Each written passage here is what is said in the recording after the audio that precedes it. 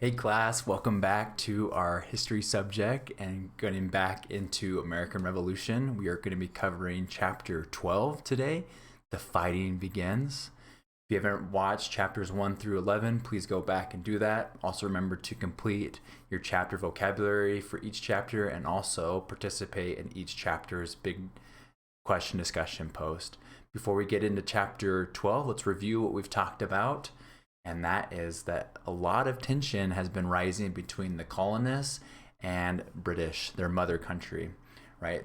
Parliament in particular has been putting these taxes, and the colonists have not been happy with those, and they've been trying to resist those and not participate in them. We read about the Boston Tea Party last week, and so now we are getting to this climax of tension, as we can tell with the title, The Fighting Begins. And so we're going to see what the colonists and the Parliament do during this chapter. During this chapter, we want to understand the events that occurred at Lexington and Concord. We want to identify Paul Revere and explain his role in the events.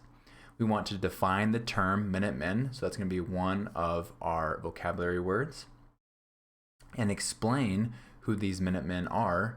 And then we want to be able to explain the viewpoint of Patrick Henry. So those are our primary focus objectives for this chapter. I just want to make sure I don't have any other points I want to hit.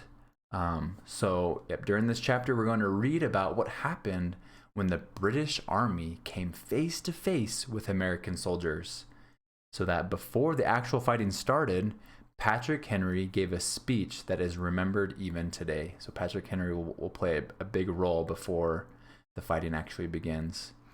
So we want to remember that Patrick Henry was a well-known speaker whose words frequently persuaded the colonists to take action. So now let's call attention to the big question. Let's read that together. What was Patrick Henry's point of view? Chapter 12, The Fighting Begins. Follow along with me. And if you need to pause the video, please pause so that you're always paying attention. These chapters aren't too long. They're about 10 to 15 minutes. So I think we can all sit down and stay focused for that amount of time. Maybe this and maybe that. Maybe if King George III had paid attention to the colonists' pleas. Maybe if the British government had taken its troops out of the colonies. Maybe if many things had happened, war might have been prevented. Or maybe not. Maybe by that time the colonists had gone too far down the road toward independence to turn back. No one knows for sure what might have happened. We do know what did happen. By the start of 1775, more and more colonists expected, and the quarrels with the mother country led to the war. Quarrels meaning fighting between one another. So fighting between the colonists and the mother country were happening. By spring, the militias in many colonies were preparing to fight. Each militia was made up of citizens who volunteered to be part-time soldiers. In March, members of the Virginia General Assembly debated whether their colony should prepare for war as well. Some opposed the idea, but Patrick Henry believed the time had come for action. So Patrick Henry in Virginia is one of those that believed, that we just read, that it's time to take action. It's time to get this country to be separate from the mother country. So everyone at the meeting knew Henry was a good speaker. Close-up picture, Patrick Henry. So Patrick Henry was a persuasive speaker, meaning when he spoke and he was saying things, he was able to get people to believe and be on his side, being persuasive. Virginians responded to Patrick Henry, "Give me liberty or give me death" speech. So that is the title of his speech. So when he stood to address the members, a hush fell over the room. It was quiet. Some of the early speakers had said that maybe Britain would still change its mind. Patrick Henry responded. So brethren, we're going to read this vocabulary word. I don't want to pause while I read this, so let's learn what this vocabulary word means. Brethren, members of the same group or family.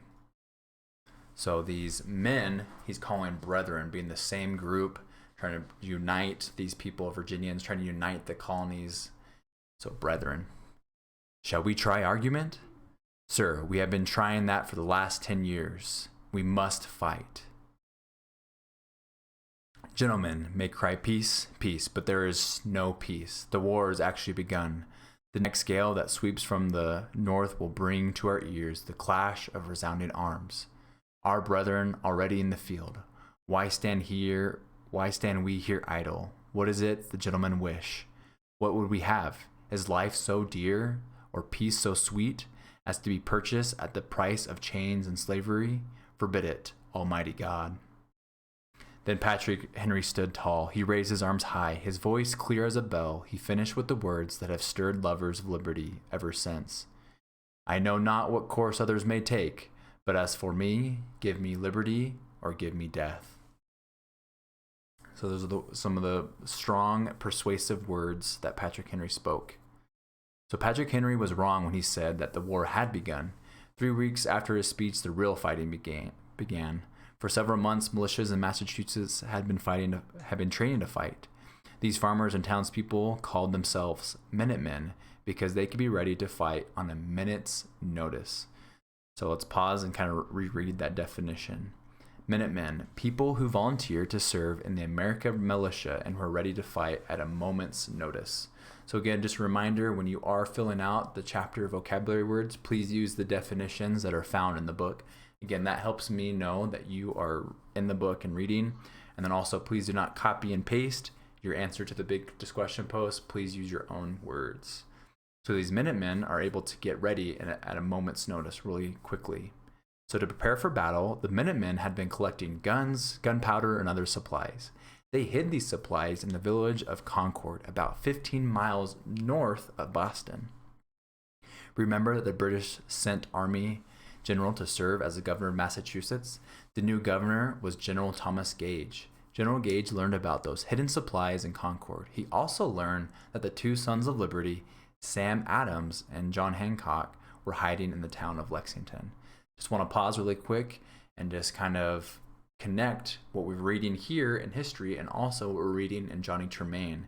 We've been learning about General Gage, the British governor of Massachusetts. A lot of these things that we're reading about, talking about Massachusetts, Boston, where Johnny Tremaine is set. The place is set is in Boston, Massachusetts. All right, back to the reading. Lexington was on the way to Concord. General Gage figured he could kill two birds with one stone, and this is a phrase or an idiom, meaning to accomplish two different things at the same time. So he would send his soldiers to Lexington first to capture Adams and Hancock.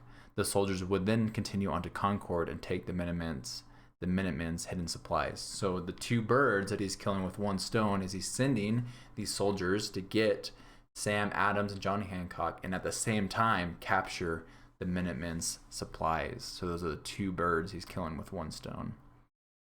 General Gage planned for his soldiers to leave Boston in the dead of night. That way, no one would notice. They could take Lexington by surprise. But the Sons of Liberty found out about his plan. The two Sons of Liberty, Paul Revere and William Dawes, got ready to ride ahead of the British soldiers and warn citizens along the way. Okay, Paul Revere's ride. We talked about Paul Revere in the very first quarter in our very first history book. When we were learning about maps and mountains, we learned how to read a map key. And the thing that we studied was Paul Revere's ride. And so now we're going to get even more into that story, which is exciting. There were two routes to Lexington. Which one would the Redcoats take? Let's pause really quick. Redcoat, our next vocabulary word. This was a nickname given to British soldiers because of the color of the uniforms, right? So their uniforms had red on them, so they were called Redcoats. The first route was no longer, but it was entirely overland. The first route was longer, but it was entirely overland. The shorter route required that the troops first cross the Charles River by a rowboat before starting overland march. William Dawes started out along the long route to Lexington. As he went, he called out to patriot homes that the Redcoats were on their way. Paul Revere hung back in case the British decided to cross the Charles River. He had already arranged for a young man to signal the Sons of Liberty waiting on the opposite shore. From the tower of the Old North Church in Boston, the young man would hang one lantern if the British were traveling by land. He would hang 2 lanterns if they were traveling by water. When Paul Revere realized that the British were planning to row across the river, he passed along the information to the signaler. That night, 2 lanterns burned brightly in the tower of the Old North Church. The British would be coming by water. Paul Revere and 2 friends hurried to a hidden rowboat. They rowed across the water ahead of the British troops. Once on shore, Revere borrowed a horse from another Son of Liberty. He then galloped off to carry the warning to Lexington and Concord. So this is a depiction of Paul Revere warning the colonists that the British were on their way, and the 2 lanterns of Old North Church right there, that they were coming by water. Stopping at every village and farm, he pounded on doors and sounded the alarm. Many people believe that Paul Revere shouted, "The British are coming," or "The Redcoats are coming." It is more likely, though, that his warning cry was, "The regulars are coming." A regular was another name for a British soldier. Revere never made it to Concord, but he was able to warn Sam Adams and John Hancock in Lexington. The 2 men escaped before the British arrived. All right, I think this is our last section, guys. So we're almost done. Stay with me. Let's stay focused. The battle at Lexington. British troops arrived in Lexington at dawn, expecting to see no one. Instead, they saw 70 Minutemen facing them on the village green. So village green is a phrase, an open grassy area in a village or town. So the British troops saw 70 Minutemen facing them on this open grassy area. The leader of the Minutemen, Captain John Parker, told his men, "Stand your ground. Don't fire unless fired upon." Then he added, "But if they mean to have war, let it begin here." There they stood. On the one side were 600 to 700 well-trained, well-armed soldiers in handsome uniforms. On the other was a much smaller group in rough dress and with fewer weapons. The British officer ordered the Minutemen to leave. Suddenly, someone opened fire. Both sides started shooting. Within minutes, 8 Minutemen were dead. Another 10 lay wounded. The British caught both William Dawes and Paul Revere before they could get to Concord. However, another patriot named Dr. Samuel Prescott rode off with the warning of a British attack. The British troops next pushed on to Concord. They expected to find the hidden stockpile of weapons. Okay, a stockpile is a large amount of something being stored for future use. So they found their hidden stash of weapons. Well, that's where they were expecting to find their hidden stash or stockpile. However, the colonists had moved most of their supplies. This did not stop the British from destroying what little they did find. By the rude bridge that arched the flood, their flag to April's breeze unfurled. Here once the embattled farmer stood and fired the shot heard round the world. It was a Concord hymn. Unfurl, to unroll and spread like a piece of fabric or a flag. Their flag unfurled or unrolled in the breeze. So many years later, Ralph Waldo Emerson wrote a poem to be read at memorial ceremony celebrating the Battle of Concord. So this is the thing that Ralph Waldo Emerson wrote. This is the first stanza.